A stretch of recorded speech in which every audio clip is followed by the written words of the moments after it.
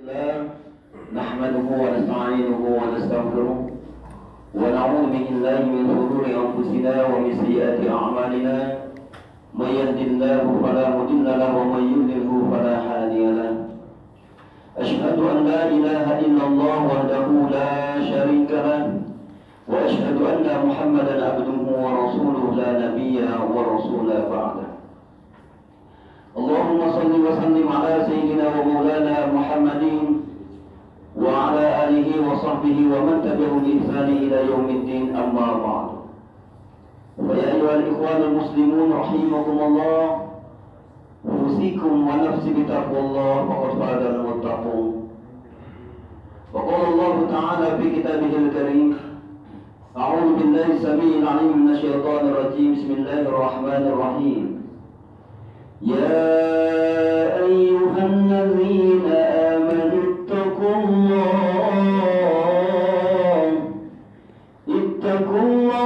حق تقاته ولا تموتن إلا وأنتم مسلمون وقال رسول الله صلى الله عليه وسلم اتق الله حيثما كنت وأبي سيئة الحسنة تمحوها خالق الناس بخلق حسن صدق الله العظيم وصدق النبي الكريم ونحن على ذلك من الشاهدين والشاكرين والحمد لله رب العالمين. Kaum muslimin wa zumratul mu'minin rahimakumullah. Pertama dan yang paling utama, marilah kita panjatkan puja dan puji syukur atas kehadirat Allah Subhanahu wa taala yang telah melimpahkan rahmat serta karunia-Nya sehingga ayunan langkah kaki kita masih Allah hantarkan ke tempat yang mulia ini.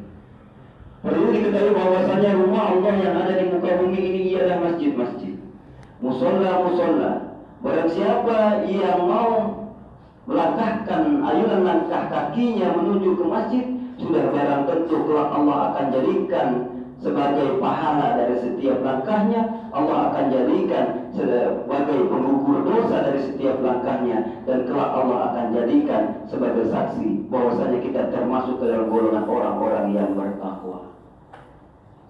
Salawat dan uring salam marilah kita sanjung agungkan kepada junjungan baginda Nabi besar Muhammad sallallahu alaihi wasallam. Semoga kita semua bagian dari umatnya yang senantiasa selalu menyampaikan sholawat dan salam kepadanya, mau mengikuti apa saja yang diajarkannya, besar harapan nanti kita akan mendapatkan syafaatnya di yaumil kiamat. Amin ya rabbal alamin.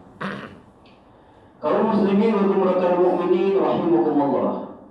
Izinkan khatib berwasiat khususnya untuk diri khatib sendiri, umumnya segenap kaum muslimin, agar senantiasa meningkatkan kualitas ketakwaan kita kepada Allah Subhanahu wa taala.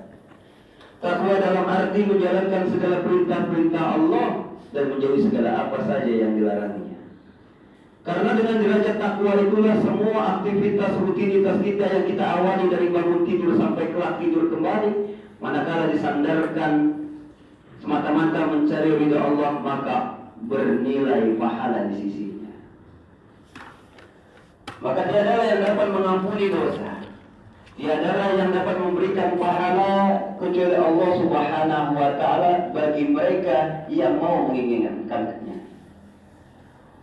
Oleh karenanya setiap khatib naik mimbar, ayat yang selalu disampaikan, ya ayyuhalladzina amanu taqullaha haqqa tuqatih wa la tamutunna illa wa antum muslimun. Hai orang-orang yang beriman, bertakwalah kamu kepada Allah dengan takwa yang sebenar-benarnya takwa. Karena Allah tidak menerima takwanya seorang yang pura-pura bertakwa. Allah yang maha menilai dengan halus mana yang benar-benar bertakwa, mana yang pura-pura bertakwa. Maka jangan sampailah kita mati melainkan dalam keadaan benar-benar muslim. Karena kelak kita akan diwafatkan tergantung bagaimana aktivitas kehidupan kita sehari-hari. Karena kelak suatu yang mencekam, yakni syakaratul maut kita, akan merangkum semua aktivitas kehidupan kita sehari-hari. Manakala kita ahli ibadah, boleh jadi malaikat akan memberikan pilihan, engkau akan saya cabut dalam kondisi ibadah seperti apa. Manakala kita ahli maksiat, maka malaikat akan merangkum semua aktivitas maksiatnya mana yang lebih dominan, maka pada kondisi itulah kita akan dicabut dalam keadaan bermaksiat kepada Allah. Kaum muslimin wal mukminin rahimakumullah. Kita ada di penghujung bulan Rajab. Bulannya Allah, di mana bulan ini adalah bulan yang diagungkan oleh Allah karena di dalamnya ada suatu kejadian yang besar, yakni Isra Mi'raj. Di mana Allah memanggil Nabi Muhammad SAW untuk mendapatkan titah yang paling besar, yakni perintah sholat 5 waktu. Oleh karenanya, di sini saya akan menyampaikan beberapa tips cara agar supaya kita mau taat beribadah, kita mau rajin sholat. Bagaimana caranya? Yang pertama, ketika kita mendengar azan, kita tahu bahwasanya panggilan muadzin, azan ini adalah bagian dari panggilan Allah lewat perantara seorang muadzin. Maka sudah barang tentu seorang yang beriman hendaknya memenuhi panggilan azan tersebut. Maka manakala kita mau rajin sholat, ketika mendengar kumandang azan, jadikan kumandang azan tersebut adalah panggilan azan yang terakhir. Mengapa kita jadikan panggilan azan yang terakhir? Belum tentu setelah itu kita ketemu azan yang berikutnya, siapa yang tahu? Manakala kita jadikan azan Jumat ini adalah azan kita yang terakhir, dikhawatirkan nanti tidak ketemu Jumat yang lain, insya Allah Allah akan tundukkan nafsunya untuk meringankan ayunan langkah kita menuju masjid guna menghadap Allah Subhanahu wa Ta'ala. Masuk nanti azan asar, jadikan itu panggilan azan asar kita yang terakhir. Boleh jadi besok asar belum tentu kita akan ketemu. Masuk maghrib, jadikan azan maghrib itu adalah azan maghrib yang terakhir. Boleh jadi esok maghrib kita belum tentu ketemu. Adapun yang kedua, bagaimana cara agar supaya kita mau rajin sholat? Yang kedua, apabila kita mendengar azan, bayangkan ada keranda jenazah yang diusung di Masjid Al-Jihad ini. Rupanya jenazah yang diusung adalah kita. Andaikan saja masjid ini mengabsenkan diri kita, maghrib, isya, subuh, zuhur, asar, masjid ini memberikan absen. Manakala kita membiasakan diri untuk memakmurkan Masjid Al-Jihad ini, sudah barang tentu masjid ini tidak akan menjadikan kita orang asing. Ketika jenazah itu diusung ke masjid, manakala dia adalah seorang yang ahli ibadah, biasa memakmurkan masjid, kalau boleh masjid ini bisa bicara, ya Allah, saya bersaksi bahwasanya fulan bin fulan biasa memakmurkan rumahmu. Maka berikan ampunan kepadanya, berikan rahmat untuknya. Manakala kita tidak terbiasa untuk memakmurkan masjid, mau tidak mau, suka tidak suka, jenazah kita akan disolatkan di masjid. Boleh jadi masjid ini membuka akses lembaran kehidupan kita. Rupanya kita bagian dari orang yang jarang ke masjid. Maka apabila masjid ini bisa berkata, dan dia akan bersaksi, ya Allah, fulan bin fulan ini bukan bagian dari orang yang membiasakan diri untuk memakmurkan masjidmu. Maka jangan berikan ampunan untuknya. Maka laknat dia ya Allah. Andaikan saja kita tidak pernah mengunjungi masjid ini, mau tidak mau, suka tidak suka, jenazah kita akan disemayamkan, disolatkan di masjid ini. Adapun yang ketiga, bagaimana supaya agar kita mau rajin ke masjid, sholat berjamaah di masjid. Apabila mendengar azan, jadikan bahwasannya sholat itu bagian dari kebutuhan.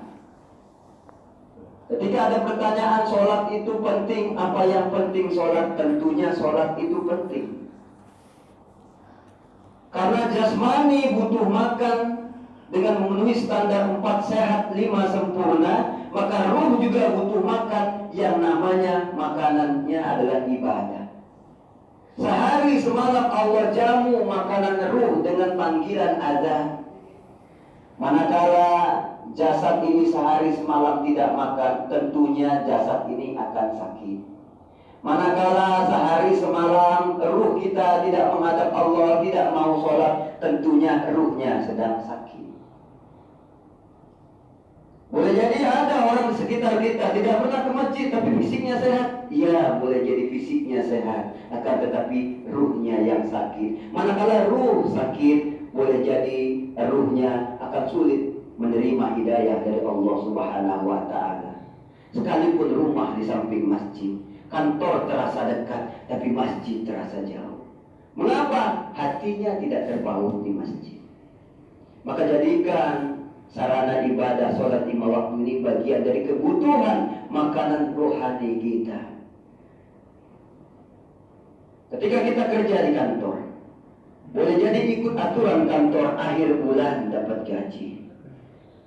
Ketika kita ikut aturan Allah, kerja untuk Allah, sholat 5 waktu adalah kerja kita, usaha kerja kita untuk Allah. Bukan akhir bulan kita dapat gaji, tapi akhir kematian baru ditunjukkan semua hasil jeripaya kerja kita. Maka sholat itu gak perlu lama-lama. Cukup kita bersabar sampai mati, insya Allah habis mati kita gak sholat-sholat lagi. Bersabarlah dalam menunaikan ibadah sholat. Sungguhlah sholat ini akan ada akhirnya manakala kelak kita sudah menghadap Allah Subhanahu wa Ta'ala. Bersabarlah. Adapun yang keempat, bagaimana usaha kita agar supaya kita mau rajin sholat? Yakni ketika kita mendengar azan, hendaknya memunculkan rasa malu kita kepada Allah Subhanahu wa Ta'ala. Mengapa malu? Karena semua fasilitas ini milik Allah.